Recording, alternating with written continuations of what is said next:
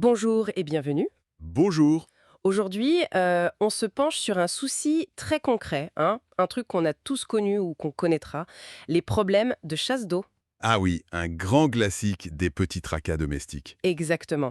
Et pour ça, on s'appuie sur un guide assez détaillé qui concerne Lausanne, proposé par une entreprise qui s'appelle Hugo Dubois. D'accord.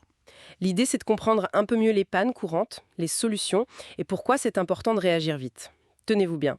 Une petite fuite, vous savez, ce petit filet d'eau constant dans la cuvette. Oui, celui qu'on entend parfois la nuit. Voilà, bah ça peut gaspiller, tenez-vous bien, entre 140 et 550 litres d'eau par jour. C'est considérable, vraiment.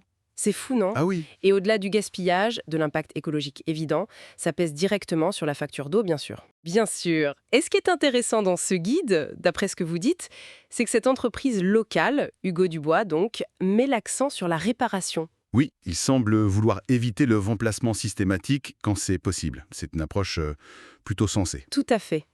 Un peu à contre-courant peut-être de cette idée de tout jeter dès que ça flanche.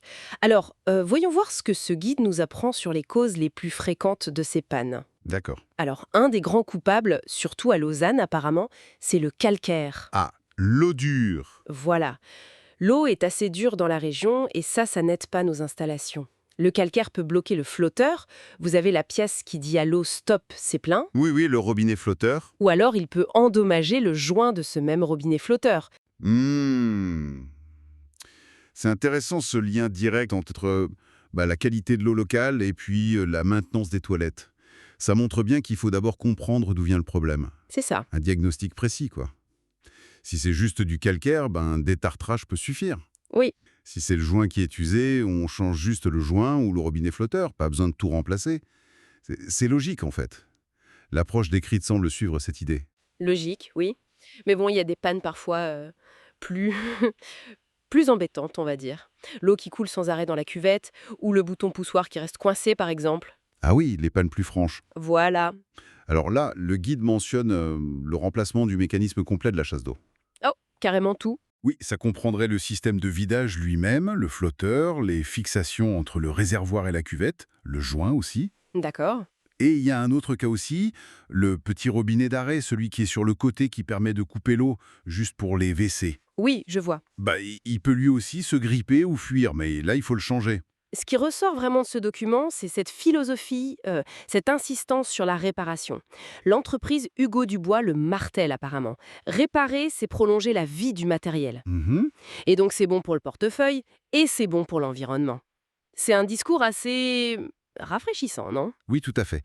C'est une démarche qu'on peut qualifier de responsable. Après, on peut se demander jusqu'où ça va.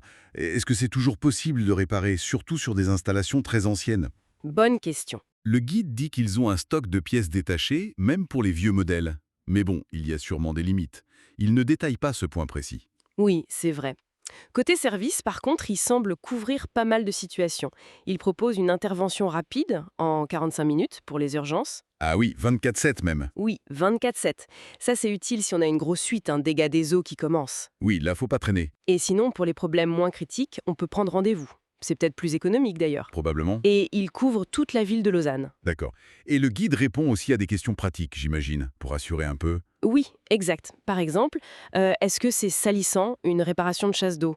Apparemment non, parce que l'eau du réservoir, elle est propre. Oui, c'est de l'eau claire, effectivement. Et il confirme que même les très vieilles chasses d'eau peuvent souvent être réparées. Il mentionne aussi avoir plus de 500 avis positifs. Bon, ça vient de l'entreprise elle-même, mais ça suggère une certaine satisfaction client. C'est une indication, oui. Donc si on résume, un problème de chasse d'eau, c'est banal, ça peut coûter cher en eau gaspillée. Énormément. Mais souvent, il y a une solution de réparation bien ciblée. Faire appel à un pro, ça permet d'avoir le bon diagnostic Oui, éviter de changer pour rien. et une intervention adaptée. Et à Lausanne, d'après ce guide, on peut même avoir une aide rapide en cas d'urgence. C'est ça. Et je trouve que cette insistance sur la réparation plutôt que le remplacement automatique, ça fait réfléchir un peu au-delà de la plomberie. Ah oui, Ben oui. On parle beaucoup d'économie circulaire, de durabilité. Alors, dans quelle mesure est-ce qu'on pourrait appliquer cette mentalité du «on répare d'abord» à d'autres choses? Nos appareils électroménagers, nos meubles. c'est une excellente question. C'est une piste de réflexion intéressante, je trouve. Une question à garder en tête, quoi.